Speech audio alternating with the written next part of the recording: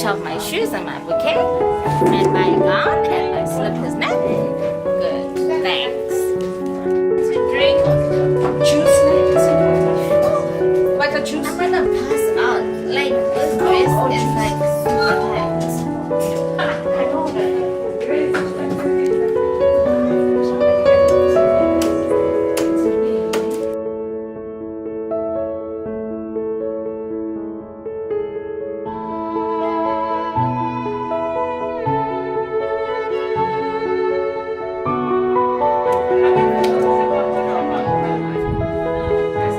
Hold on, I'm just closing my eyes a lot.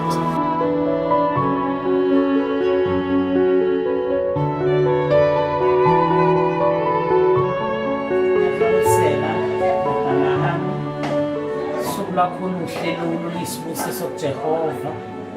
Sikufisela inhlanhla emshadweni wakho, uphathane kahle nomakoti wakho, ungasiphuci uhluphe ingane yabantu ngoba sazi ukuthi ube ubukele kubani. Sikufisela ukukhulu ukuthi ube indoda mntanami enhlanhla nezibusiso esikupha zona namhlanje. Lolu suku lukhulu ngendlela ezimangalisa empilweni yakho. Njengosuku lakho lokuzalwa baba, lolu suku lakho namhlanje uze ungalulibali, uyiphathe kahle, ungayihluphi ingane yabantu. Umfazi akashawa, uyakhuluma ngomlomo, uboniwe ngomlomo, kulungiswa ngomlomo usandile.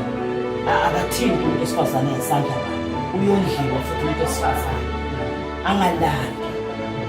Ngicela uyiphathe kahle ke mntanami, ungasiphoxi. Siyayiqhenya ngawe ndodana yethu. Namhlanje ukhombisile ukuthi ubukelile kubazali bakho, wathatha ezinyathelweni zikababa nomama. Yingakho namhlanje wenze nje. Siyabonga. Ntokazi bisathi gebhile la ngoshame. Thani ngoshame. Makungathiwa mhlawumbe khona insizwa ebithi nayo isaphethe ama-measurement la. Kade kala izitho